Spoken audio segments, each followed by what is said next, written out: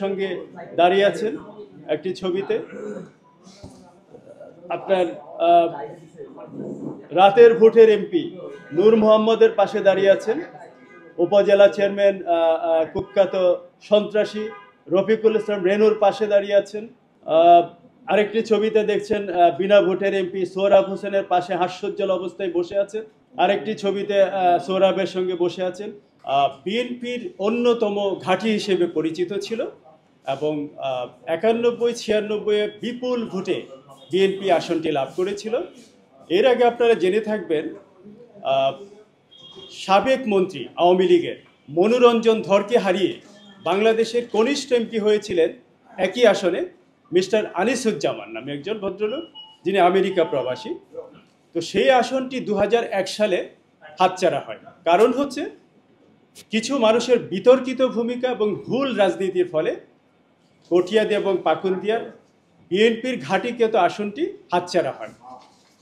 আমি আমাদের ভারপ্রাপ্ত চেয়ারম্যান মহোদয় তারেক রহমান সাহেবকে আমি বলতে চাই, আপনি যদি আসনটি পুনরুদ্ধার করতে চান এবং আবারও সেই বিএনপির ঘাঁটি হিসেবে প্রতিষ্ঠিত করতে চান, আমাকে মনোনয়ন দিন। আমি একজন পরিচ্ছন্ন ভাবমূর্তির মানুষ। আমি চ্যালেঞ্জ করে বলতে পারি, বাংলাদেশে এমন একজন ব্যক্তিও নেই যারা আমার দিকে আঙ্গুল তুলতে পারে। আমি জীবনে কখনো অসদাচরণ করিনি, দুর্নীতি এবং যে কোনো ধরনের মানবতা বিরোধী কর্মকাণ্ডের সঙ্গে আমার ন্যূনতম সম্পর্ক ছিল না। আমি মানুষের সঙ্গে বসবাস করি, মানুষের কল্যাণে কাজ করি এবং আমি বিবেকের স্বাধীনতায় বিশ্বাস করি।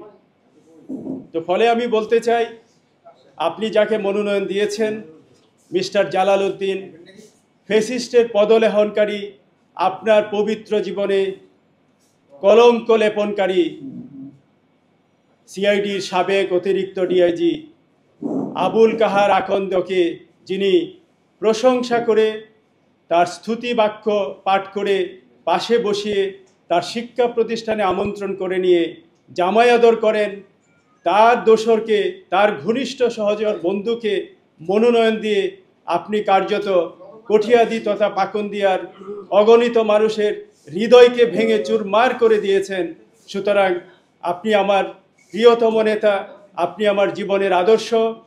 বিএনপির জন্য আমি জীবনে যে ত্যাগ স্বীকার করেছি, যারা মনোনয়ন চাইছে তারা কেউই আমার শিকি তুল্য ত্যাগ স্বীকার করেনি।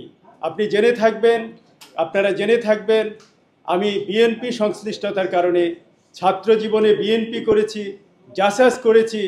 এই জন্য 2009 সালের 25 মার্চ আমাকে বাংলাদেশ টেলিভিশন থেকে চাকরিচ্যুত করা হয় এবং 2018 সালের এপ্রিল মাসে আমার পত্রিকার মিডিয়া বাতিল করা হয়। সুতরাং বুঝতেই পারছেন, ফ্যাসিস্টের দোসর এবং পতিত স্বৈরাচার, ইতিহাসের ঘৃণ্যতম স্বৈরাচার শেখ হাসিনার সরকার আমার উপর কি পরিমাণ স্টিম রোলার চালিয়েছেন সেটা সহজেই বুঝতে পারছেন। সুতরাং আমি বলতে চাই, পরিবর্তিত পরিস্থিতিতে আপনি যদি সত্যি একটি 31 দফার ভিত্তিতে একটি রেইনবো নেশন গড়ার যে ভূমিকা দিয়ে কথা বলেছেন, সকল দল মত নির্বিশেষে সব মানুষকে নিয়ে শান্তিপূর্ণ পরিবেশে বসবাস করার একটি আন্তর্জাতিক মানের জাতি গঠনের যে কথা আপনি বলেছেন, যদি সেটা আপনি বাস্তবায়ন করতে চান, তাহলে কোনোভাবেই বিতর্কিত কাউকে মনোনয়ন দিলে সেটা কোনোভাবেই কার্যকর হবে না এবং এটা দলের জন্য কোনোভাবেই ফলপ্রসূ কোনো ফল বয়ে আনবে না। ফলে আমি বলবো, আপনি এই বিষয়টি পুনর্বিবেচনা করুন। বিশেষ করে আমি বলতে চাই, একটি আসনের প্রশ্ন নয়, সবচেয়ে বড় বিষয় হচ্ছে আপনার নিরাপত্তা, জিয়া পরিবারের নিরাপত্তা।